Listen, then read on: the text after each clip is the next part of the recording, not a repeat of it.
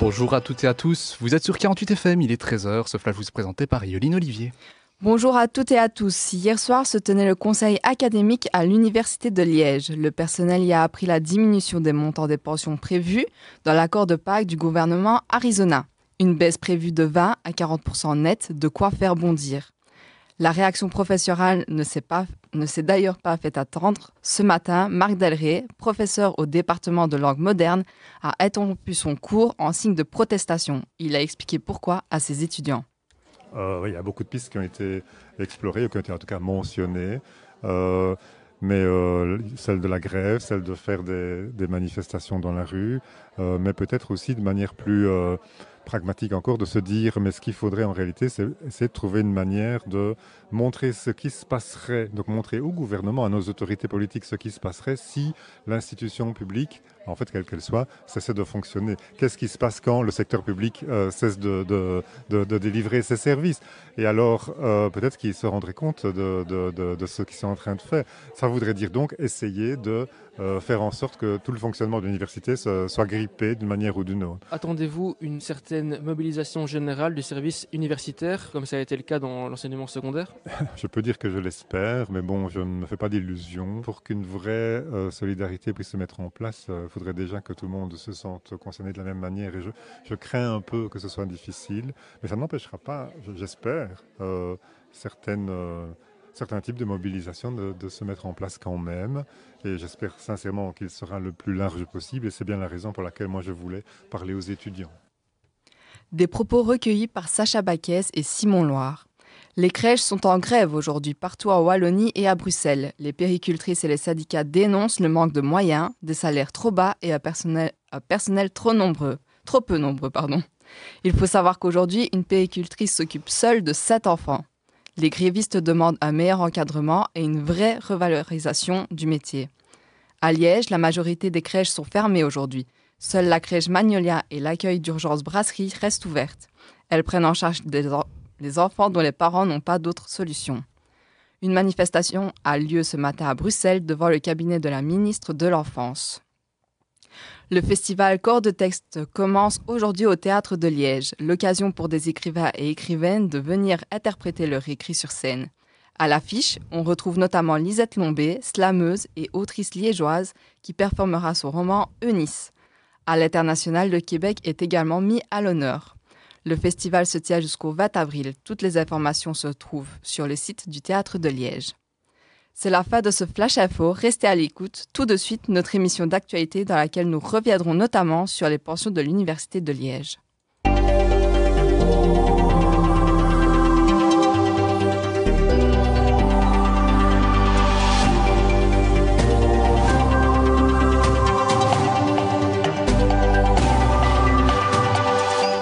Il a un peu moins de 13h05 et on continue avec le journal parlé, toujours présenté par Yoline Olivier et les titres de ce journal.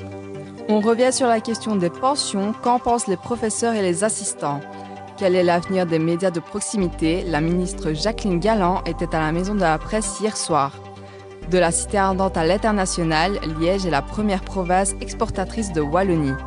Caroline Vanas sera la seule Wallonne à représenter les couleurs de la Belgique au championnat de cheerleading à Orlando le week-end prochain. Enfin, les Masters 2 en journalisme présenteront ce soir leur émission spéciale sur la toxicomanie. La nouvelle réforme des pensions va impacter lourdement le monde académique. Non seulement chercheurs et professeurs devront travailler plus longtemps, mais leurs pensions pourraient aussi être rabotées d'environ 30%. Or, ce sont des carrières qui démarrent assez tard. Comment rester attractif avec de telles conditions?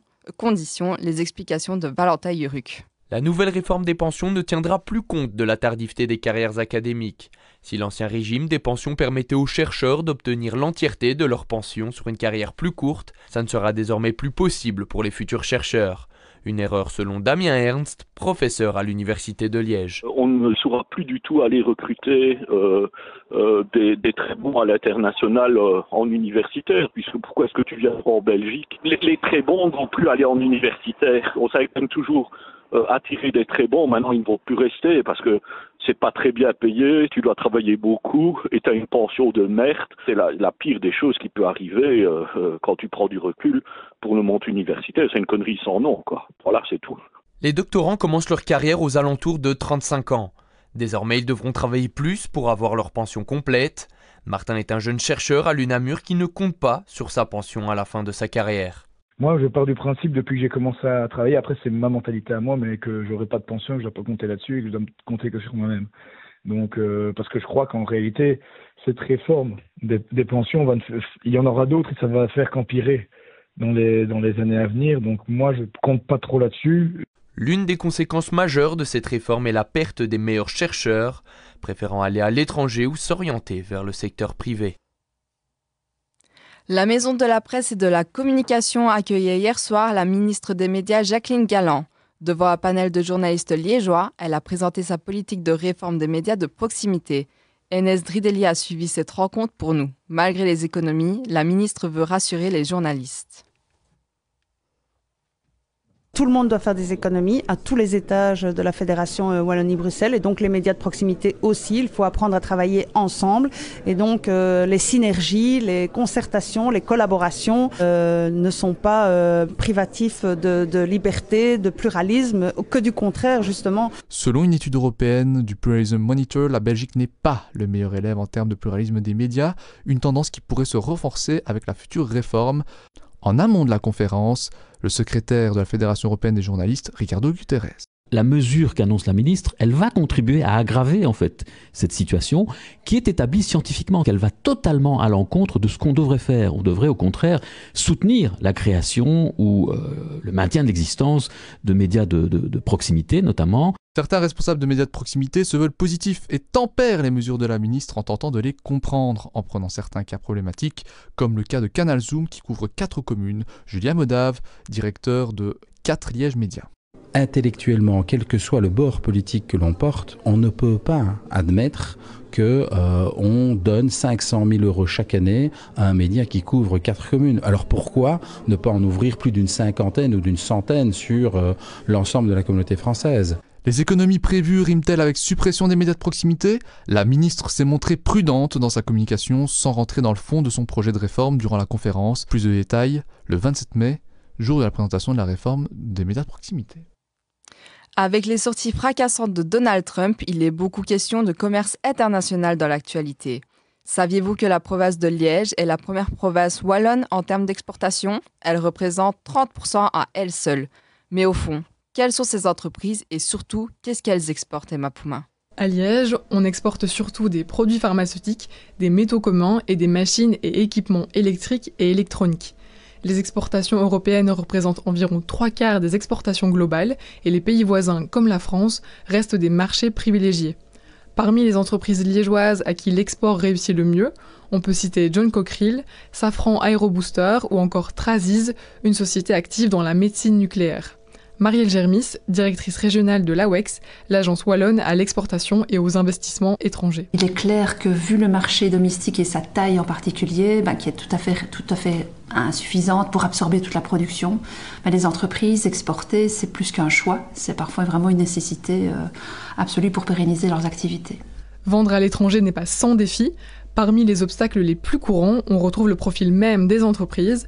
À Liège, le tissu économique est largement composé de petites et moyennes entreprises qui ont souvent plus de mal à s'exporter que les grands groupes. Des réglementations qui restent compliquées. Le coût, l'export ne va pas rapporter directement. Ça demande beaucoup de préparation, d'efforts. La possibilité aussi de suivre au niveau de certains marchés. On le cite souvent en exemple, le marché allemand, qui est quand même géographiquement extrêmement proche, mais relativement pas encore suffisamment exploité, parfois pour des raisons purement linguistiques. À cela s'ajoute la complexité des relations avec les partenaires économiques étrangers parfois imprévisibles, une situation qui, selon l'AWEX, doit encourager les entreprises à diversifier davantage leur marché. Vous pouvez dès à présent retrouver sur le site web du Studio Bus quelques portraits de petits commerçants liégeois. Amateurs de figures acrobatiques, vous connaissez sans doute le cheerleading. Les championnats du monde se dérouleront du 25 au 28 avril prochain à Orlando. La seule wallonne à nous représenter aux États-Unis sera Caroline Vanas. Nous l'avons rencontrée pendant son entraînement à Louvain avec l'équipe nationale. De la musique, des sauts vertigineux, des portés impressionnants et de la gymnastique. Le cheerleading demande énormément de justesse et de technique. Caroline Vannas est l'une des porteuses de l'équipe nationale 100% féminine. Elle a découvert ce sport il y a seulement 10 ans. Elle pratiquait alors une autre discipline. Moi j'ai commencé avec mon équipe de danse et petit à petit on essaye de s'améliorer pour avoir vraiment un niveau qui est chouette à regarder et qui donne peut-être envie aux gens de faire aussi du cheerleading. Son rôle est extrêmement important et physique, mais elle peut toujours compter sur ses coéquipières pour proposer un beau spectacle. Mon rôle, c'est d'être à l'arrière du porté et de pouvoir stabiliser, donner peut-être un peu de force, un peu d'explosion, même si mes bases font ça vraiment très bien. Ce qui est chouette, c'est que dans un porté, on est toujours 3, plus la fly en l'air, et c'est toujours un travail d'équipe entre nous 4. Caroline a travaillé dur pour mériter sa place. Elle s'entraîne plus de 10 heures par semaine pour rester dans le rythme. La seule Wallonne présente à Orlando a dû convaincre pour rejoindre la Team Belgium Cheer. Mais cela a évidemment un prix. La Belgique concourt tous les 2 ans au championnat du monde. C'est une discipline qui n'est pas encore énormément connue et la fédération belge de cheerleading essaye vraiment de promouvoir ce sport-ci. Mais la Belgique n'accorde pas encore énormément de crédit à notre sport, donc les athlètes doivent financer leur voyage tout seuls. On lui souhaite à elle et ses coéquipières de revenir en Belgique avec une médaille. Un reportage de Régis Théodore, Louis Noël et Tom Gerd. Ce soir, vous pouvez retrouver les Masters 2 en direct sur la page Facebook du Studio Bus à 18h30 pour leur émission spéciale sur la toxicomanie à Liège. Ils seront accompagnés de nombreux invités en plateau, notamment de Caroline Salle, conseillère communale Vert-Ardent. Mais de quoi s'agira-t-il, Quentin ? Alors, on va avoir vraiment plusieurs invités, justement, pour pouvoir parler un petit peu de la consommation de drogue dans la ville de Liège. Le but, justement, c'est peut-être d'aborder cette émission de manière un peu différente de ce que font les médias d'habitude à Liège. Donc on va essayer peut-être un peu de, rendre la consommation de drogue moins choquante que ce qu'on peut la montrer dans les médias. Donc on va recevoir Damien Lebout, procureur de la ville de Liège. Avec lui, on va plutôt parler sécurité. On va recevoir aussi Caroline Salle, conseillère communale liégeoise membre de Vert-Ardent. Et donc vraiment l'émission va être divisée en plusieurs thèmes, donc aspect judiciaire, politique, sécurité, et pour essayer d'aborder de manière assez précise la question de la consommation de drogue à Liège. Merci Quentin. C'est la fin de ce journal. Tout de suite, nous recevons notre invité en direct. Et aujourd'hui, Yoline, nous recevons donc Tao, étudiante en Bac 3 en communication à l'Université de Liège. En effet, ce soir, c'est la soirée remake. Les étudiants en Bac 3 en communication à l'Université de Liège ont dû réaliser des remakes de séquences de films. Tao a choisi de reproduire l'ouverture du film Can You Ever Forgive Me de Marielle Heller. Elle est présente en plateau pour nous en dire plus. Bonjour Tao. Bonjour Yoline. Vous avez donc choisi l'ouverture du film Can You Ever Forgive Me de Marielle Heller. Pouvez-vous nous faire le pitch de ce film ? Alors c'est un film qui parle d'une auteure réelle, c'est Lee Israel, qui a complètement perdu la fame qu'elle a pu avoir dans les années 80. C'est basé sur une histoire vraie et en fait pour s'en sortir, elle reproduit des lettres d'auteurs célèbres pour pouvoir les revendre à des antiquaires. Et donc ça suit toute l'histoire de ces petits jobs qu'elle a au début pour essayer de survivre à toute sa contrefaçon qu'elle met en place et jusqu'à son procès, etc. Et pourquoi avoir choisi de reproduire cette scène de film ? Alors, le thème de cette année, c'était les films réalisés par des femmes. Et il fallait absolument faire une séquence d'ouverture. Ça réduit assez fort tous les choix qu'on peut avoir, etc. Donc, on s'est beaucoup posé de questions, on a beaucoup regardé. Finalement, avec mon groupe, on s'est posé sur ce film-là parce que, de un, la séquence était réalisable, ce qui est déjà assez complexe. Et en plus, le film nous a plutôt parlé, l'ambiance était assez chouette. Donc, on s'est dit que c'était un chouette challenge à réaliser. Est-ce que vous avez rencontré des difficultés pendant le tournage ? Alors déjà, avant le tournage, on a eu du mal à trouver des acteurs. On a fait des castings, on n'a pas eu beaucoup de représentations parce que c'était une actrice principale assez âgée. Et donc finalement, on a réussi à avoir nos acteurs pour le jour J. Ensuite, le jour du tournage, on était à Namur, dans un endroit qu'on ne connaît pas spécialement. Donc on a beaucoup couru dans tous les sens, on a eu des problèmes techniques, plus de batterie dans les capteurs audio, etc. Donc c'était sport. On s'en est sorti, mais on a fait des erreurs parce qu'on est étudiant et que c'est notre première expérience. Au final, on s'en est sorti, donc voilà, on va dire que c'est bien. Et qu'est-ce que tu as pensé de faire un remake ? Qu'est-ce que ça t'a appris finalement ? Déjà la réalité d'un tournage qui n'est pas du tout celle à laquelle on s'attend. Beaucoup de préparation en amont, beaucoup de préparation par après, de travail par après. C'est plein de choses qu'on ne réalise pas quand on voit un film. Alors pour 3 minutes de séquence, ça nous a pris des jours et des jours de préparation, de tournage et de montage. Donc il n'y a rien à faire. Ça nous ancre réellement dans la pratique d'un métier dans l'audiovisuel. Donc ça nous a appris beaucoup, autant en théorie qu'en pratique sur le tas, parce qu'on n'apprend jamais à gérer un plateau, à gérer des acteurs. Ça se fait en pratique et c'était génial. Donc j'en retire plein de choses et pas uniquement de la théorie et du montage pur et dur, quoi. Merci Tao. C'est la fin de cette interview. Merci de nous avoir suivis. Belle journée à vous et à demain même heure.